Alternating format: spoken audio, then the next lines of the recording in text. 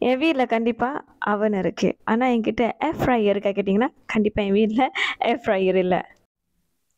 Hey guys வணக்கம். So இன்னைக்கு என்னோட வீடியோல எதை பத்தி பார்க்க போறேன்னா, கண்டிப்பா நான் ஆல்ரெடி ஒரு இன்ட்ரோடக்ஷன் குடுத்துருப்பேன். ஸோ ஏர் ஃப்ரையர் பத்தி தான் பார்க்க போறோம். ஸோ கண்டிப்பா கேட்பீங்க, "ஏன் என்கிட்ட வந்து ஏர் ஃப்ரையர் இல்ல? அது யூஸ் பண்ணக்கூடாதா?" அப்படின்னு கேட்பீங்க. So let me explain to you all. Air fryer actually இல்லாட்டி என்ன சொல்லனா, ஏர் ஃப்ரையர் எதுக்காக வந்துச்சுன்னு பார்த்தீங்கன்னா, நம்ம வந்து அதிகமா எண்ணெயில வச்சு பொரிக்கிறனால அது நல்லதில்ல, உடம்புக்கு நல்லதில்ல, ஒபேசிட்டிய காஸ் பண்ணும், எண்ணெய் நல்லதில்ல. இந்த மாரி நெறைய விஷயம் நீங்க கேள்விப்பட்டிருப்பீங்க. ஸோ அ எப்படி வந்துச்சு அப்படின்னு பார்க்கும்போது இதான் காரணம். ஆனா அது எப்படி இன்வென்ட் பண்ணாங்கன்னு பார்த்தீங்கன்னா, air fryer is a type of oven. அந்த அவன வந்து சின்னதா ஆக்கிட்டு, அதில இருக்கிற ஃபேன கொஞ்சம் பெருசாக்கிட்டீங்கன்னா எப்படி இருக்கும்?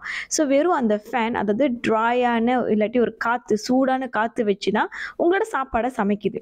ஸோ அதில அறவே எண்ணெயும் போட தேவையில்ல. சம்டைம் வந்து எண்ணெய் ஸ்ப்ரே யூஸ் பண்ணி கூட நீங்க சமைக்கலாம். ஸோ இதில என்ன ஒரு கேள்வினா, இது வந்து ஹெல்த்தியா? அதான் எண்ணெய் யூஸ் பண்ணல, டீப் ஃப்ரை பண்ணல. ஸோ இது ஹெல்த்தியான்னு கேட்கும்போது, ஆஃப்கோர்ஸ் அதில வந்து லோ கேலரி இருக்கு. நீங்க எண்ணெய யூஸ் பண்ணல. பட் இது ஒரு விஷயம் வந்து நான் ரொம்ப வருஷம் முன்னுக்கு என்னோட ஃப்ரெண்ட்க்கு நான் டிஸ்கஸ் பண்ணும்போது, என்னோட ஃப்ரெண்ட்ஸ் சொன்னாங்க, "எனக்கு வந்து இப்போதைக்கு ஏர் ஃப்ரையர் வாங்குறதுக்கு தைரியம் இல்ல. முன்ன எப்படிடா நான் மைக்ரோவேவ்க்கு இப்படின்னு நெறைய ஹைப் இருந்துச்சு. அதுக்கப்புறம் வந்து மைக்ரோவேவ் நல்லதில்ல, அப்படி இப்படி வர ஆரம்பிச்சிருச்சுன்னு." ஸோ நானும் வெயிட் பண்ணிக்கிட்டே இருந்தேன். இதுக்கு ஏதாச்சும் ஒரு பேப்பர்ஸோ ஏதாச்சும் வருமா? எஸ்பெஷலி வந்து ஹார்ம்ஃபுல் கெமிக்கல், அதாவது அக்ரிலமைட் அப்படி நம்ம சொல்லக்கூடிய ஒரு கெமிக்கல் வந்து டீப் ஃப்ரை பண்ணும்போது, அதாவது எண்ணெயில போட்டு நம்ம வறுத்து எடுக்கும்போது, அது வந்து ப்ரொடியூஸ் பண்ணுது. அதிகமான டெம்பரேச்சர் இருக்கும்போது ப்ரொடியூஸ் பண்ணுது. அப்படின்னு சொல்லும்போது, இந்த ரிசர்ச்க்காக நான் வெயிட் பண்ணிக்கிட்டே இருந்தேன்.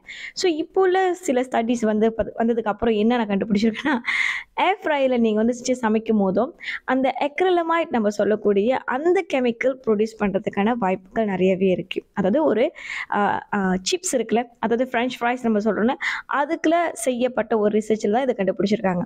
ஸோ இப்போ நீங்க கேட்கும்போது நான் கேட்டீங்கன்னா, அது ஹெல்த்தியான்னு கேட்கும்போது, ஒன்ஸ் இன் அ வைல் நீங்க செஞ்சு சாப்பிடுறீங்க.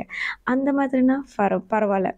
பட் நீங்க அந்த மாரி ஒரு ஹையான டெம்பரேச்சர்ல வச்சு நீங்க சமைக்கிறதுக்கு எதுக்குன்னா கேட்டீங்கன்னா, அது கிரிஸ்பியா இருக்கும்.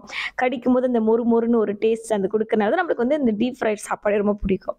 ஸோ நீங்க என்னைக்காச்சும் ஒரு நாள் டீப் ஃப்ரைட் சாப்பாடு சாப்பிடுறீங்க. அதேபோல என்னைக்காச்சும் ஒரு நாள் வந்து இந்த ஏர் ஃப்ரைட் சாப்பாடு சாப்பிடுறீங்கன்னா, நீங்க 2த்துல ஏதாச்சும் ஒண்ணு சூஸ் பண்ணிக்கலாம் அதுல. இதே வந்து வெயிட் லாஸ் பண்ணிட்டு இருக்கேன், லோ கேலரியா பார்க்கணும், ஆயிலியான சாப்பாடு எடுக்கக்கூடாது அந்த மாரினா, லோ கேலரினா ஓகே ஏர் ஃப்ரை யூஸ் பண்ணலாம். But once in a while. So இப்போ நீங்க சொல்லுங்க, இத வச்சு நீங்க என்ன நெனைக்கிறீங்க? ஏர் ஃப்ரை யூஸ் பண்றது சரியா இல்லையான்னு? ஸோ உங்களுக்கு இது மாரி எதனாச்சும் நெறைய விஷயம் தெரியணும்னா, கீழ கமெண்ட் பண்ணுங்க. கண்டிப்பா உங்களுக்கு நெறைய விஷயம் வந்து நான் ஷேர் பண்றேன். அண்ட் முக்கியமா சப்ஸ்கிரைப் பண்ணிட்டு, லைக் பட்டனை கிளிக் பண்ணிட்டு எனக்கு காமெண்ட் பண்ணுங்க. Bye guys. ஓப்ஸ்! நான் எப்பவுமே என்னோட ஸ்டைல்ல பாய் சொல்லுவேன். Bye from lava. உங்கள அடுத்த வீடியோல பார்க்குற வரைக்கும் பாய் ஃப்ரம் லாவா.